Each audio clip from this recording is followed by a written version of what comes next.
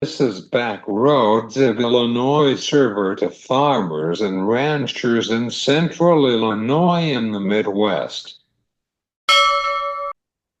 Today is edition of Back Roads of Illinois.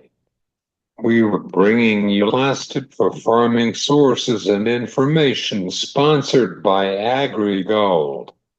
We were glad you're here on a Thursday afternoon for today.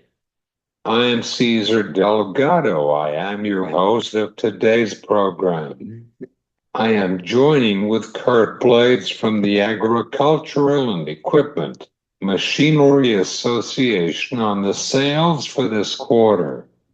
Then the commodities markets with John Heinberg from TotalFarmMarketing.com. Otherwise, this is your rural news sponsored by AgriGold. This week is pretty good for this planting season in central Illinois. However, next week is going to have some rain and storms in central Illinois and Missouri, Iowa.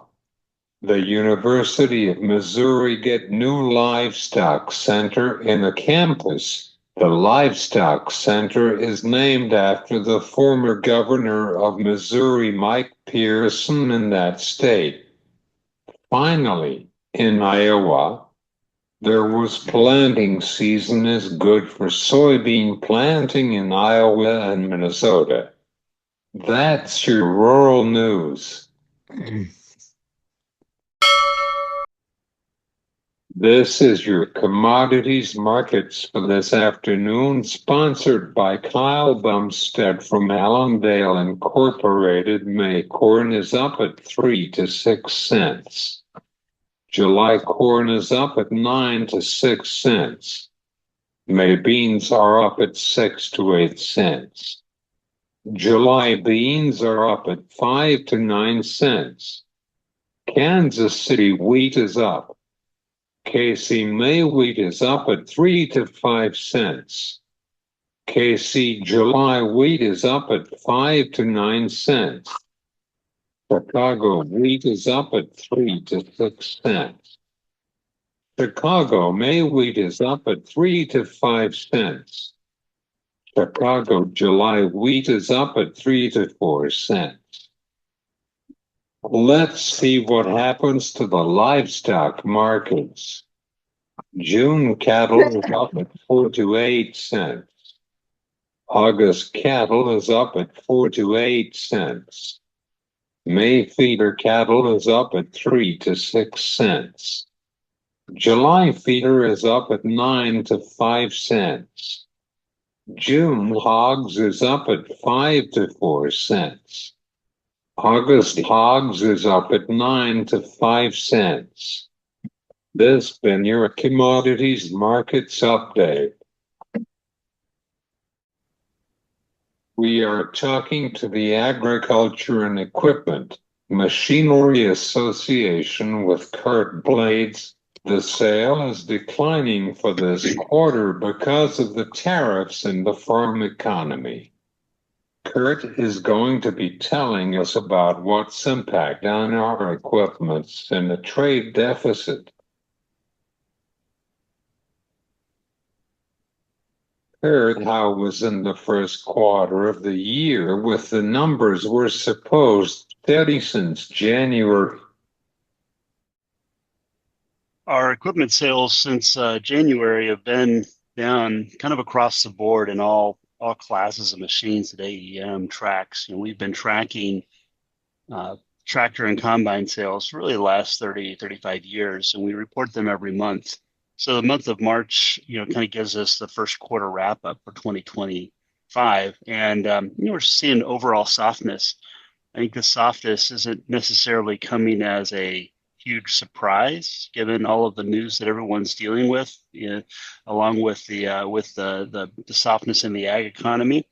And then coupled with the uncertainty that the trade and tariff and geopolitical issues come into play here, I think that's why we're seeing softness across the board for the month of March and really for the first quarter of 2024 here in the United States. How about the numbers are for right now with the trade deficit? Well, the trade's a complicated issue to discuss as it relates to agriculture and as it relates to agriculture equipment. Obviously, the discussions that are happening around rebalancing or rethinking the way global trade exists in agriculture and our equipment. Those are interesting conversations. Obviously, AEM has a pretty strong position that we've been very vocal on for a while about these issues. Having said that, most of the equipment that is produced and sold in agriculture and really all non-road issues is whether they are a storied brand that you're familiar with here in the United States or somewhere else in the world. Oftentimes, they're all produced with global parts. So the trade impact and the uncertainty that comes with that is a real challenge for manufacturers, and I think that's causing maybe some of these numbers to be a little soft right now, really because of the uncertainty that comes from these negotiations. Do you have any concerns about the shift from the demand for this quarter?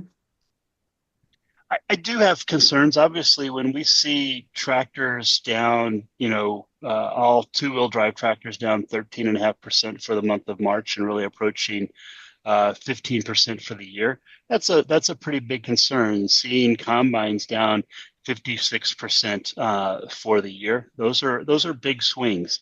But I would also say those were not unanticipated.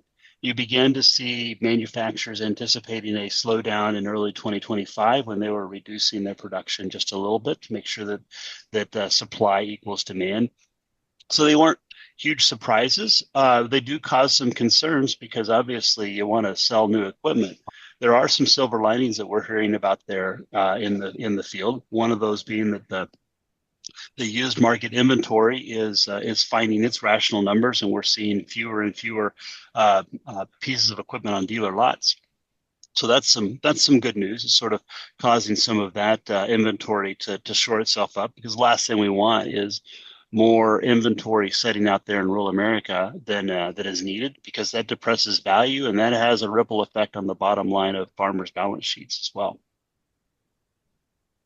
How about the greens cart? Do you have any questions about the cart? I'm sorry, can you repeat that question? How about the greens cart? Do you have any questions about the cart? The Greens card the labor situation. So this planting season is here in the Midwest, like in Illinois, Iowa, Minnesota. Do you see some delays with the parts are in the ground? I don't see any delays on the supply chain relates to parts. There has been some, well publicized sort of pauses of shipments of new equipment. I don't see necessarily anything major in delaying farmers' ability to get parts to get through the planting season. Much like during the pandemic, when we had supply chain challenges, manufacturers got right in front of this to ensure that this timely delivery of parts is such a critical time during planting season that those inventories are in place, and then making all those plans right now to make sure that either the parts are in the dealer's hands right now or anticipating of what they're going to need. I think we've kind of resolved those supply chain challenges, and we might have some cost issues related to that, but I think for the planting season we should be in good shape. That's why that uncertainty moving forward, why we're paying really close attention to what's going on now and its impact for the next few months, because we still have to get through summer and through harvest season. But folks are beginning to make those plans now, certainly because you gotta get the machines and parts in place for the entire season, and sometimes it takes a couple of months to get those logistics worked out. How is the new equipment? Is there any issue for right now? Right now, I think folks that want machines can get machines. We've heard some pockets of interesting stories where certain products have been stockpiled maybe to get in front of maybe a tariff situation, or maybe things have slowed down a little bit to stay behind the tariff situation. But I think in general, folks that are wanting machines are able to get them. What I always encourage all of your listeners to do, certainly those that are in the farming space, this is why it's so critically important to have a good working relationship with your local dealer and with the manufacturer, and have a long-term machinery plan. The last thing you want to do is plan to have a machine that you need 3 months from now. Making that decision today to get it, for next week is sometimes impractical, but having a 5-year plan for where your machine needs are going to be, and having that relationship with the dealer so you can plan ahead to take advantage of either pricing opportunities or maybe some supply chain challenges, and mitigate the supply chain challenges. That's why it's really important to have a long-term machinery plan and those good relationships with the dealers.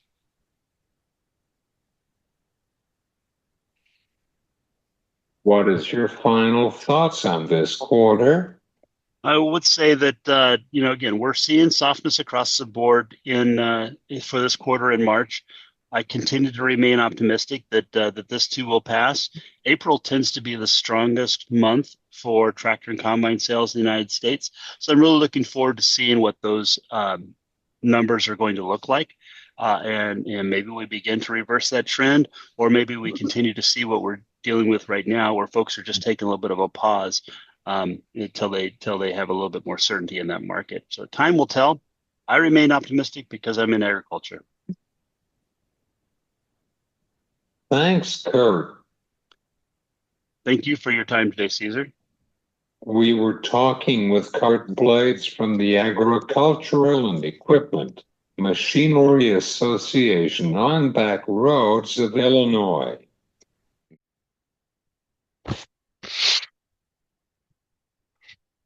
I'm going to talk about the fundamentals and demand for the commodities markets with John Heinberg from TotalFarmMarketing.com.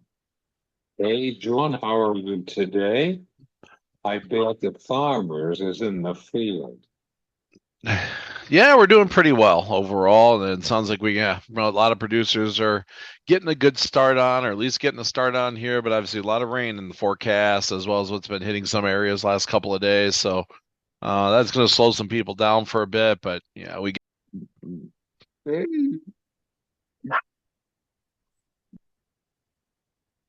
Yeah, it will be rain next week.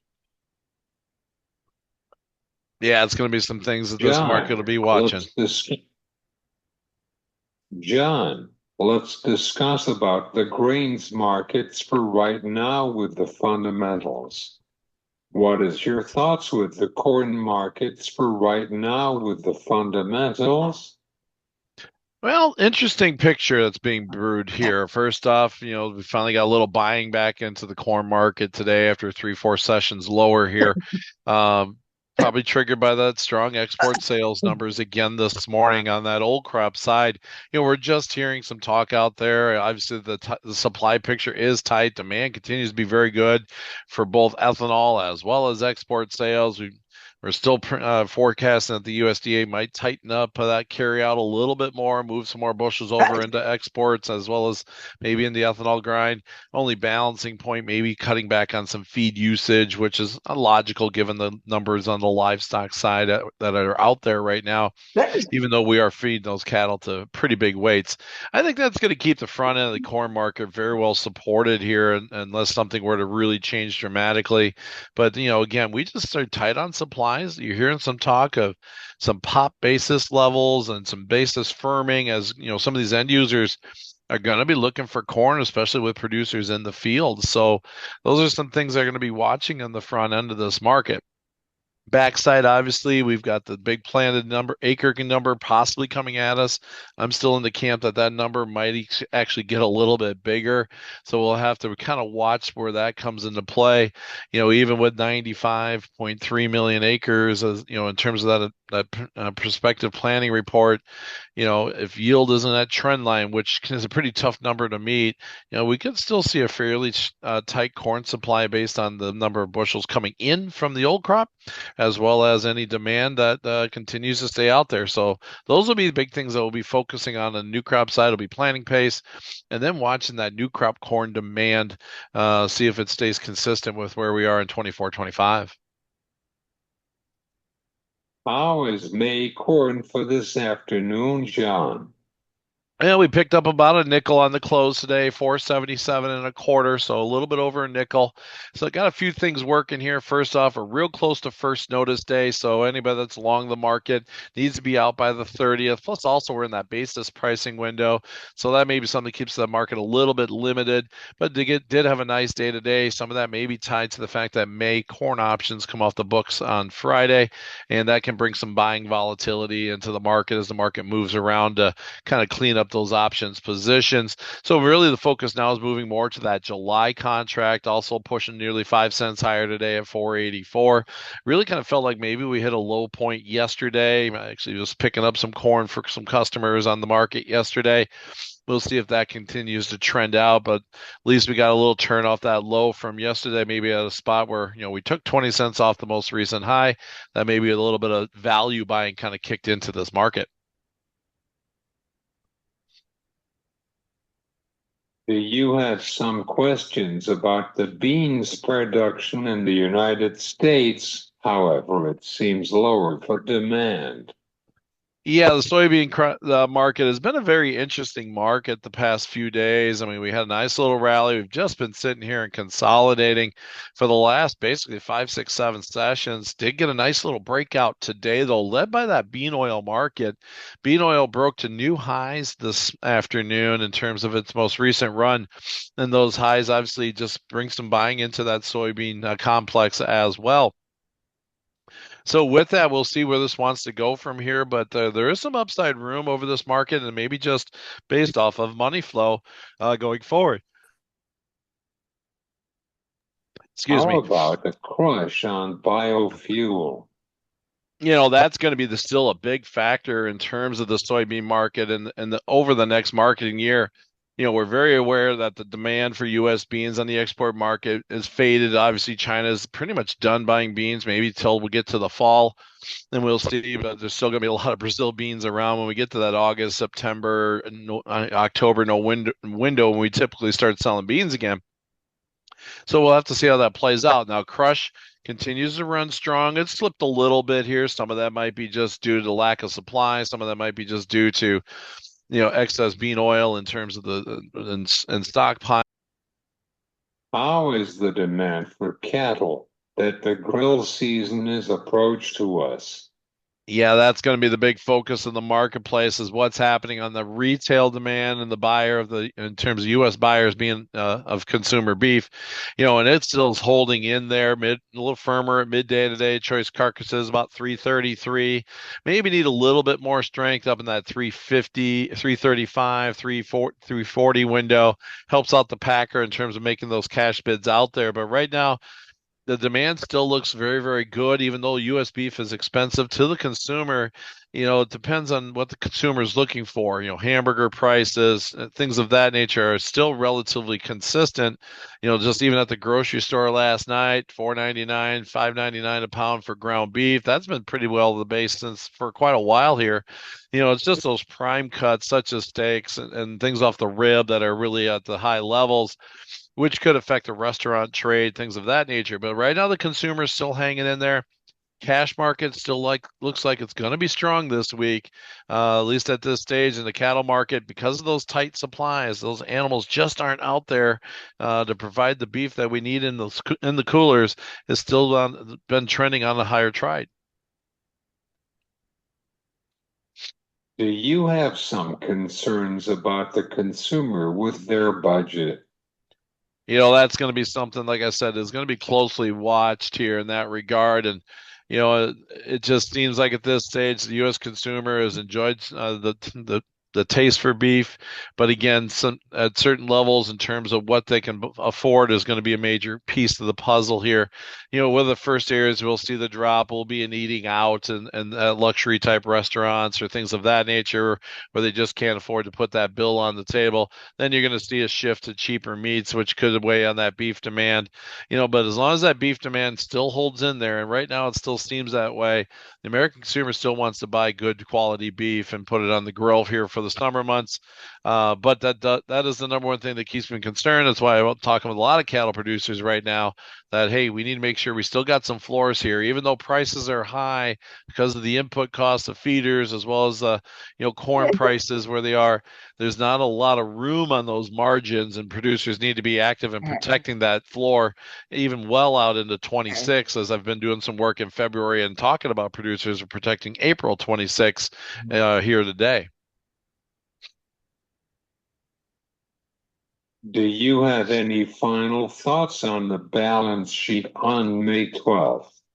That's going to be a very interesting day. It'll be our first chance to see the new numbers for 25, 26. We'll take those prospective plannings numbers from that March report, carry them into the balance sheet. They're going to use trendline yields, so then we'll see what the market wants to digest that as. I think most of the marketplace think corn numbers are going to go higher, but at the same time, 181 trendline yield is going to be very, very difficult to reach without absolute perfect weather. We kind of proved that last year. We had really strong weather and we still didn't make trendline yield, missing it by a few bushels per acre.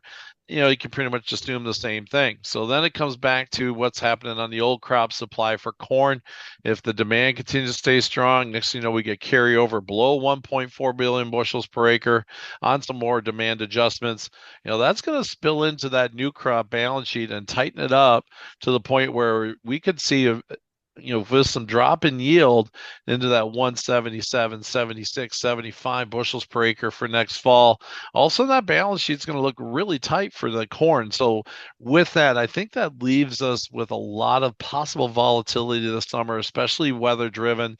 If there's anything out there that's going to make this market nervous, that supplies aren't going to be there, you're going to see that price pop in very, very quickly and leave in the same fashion.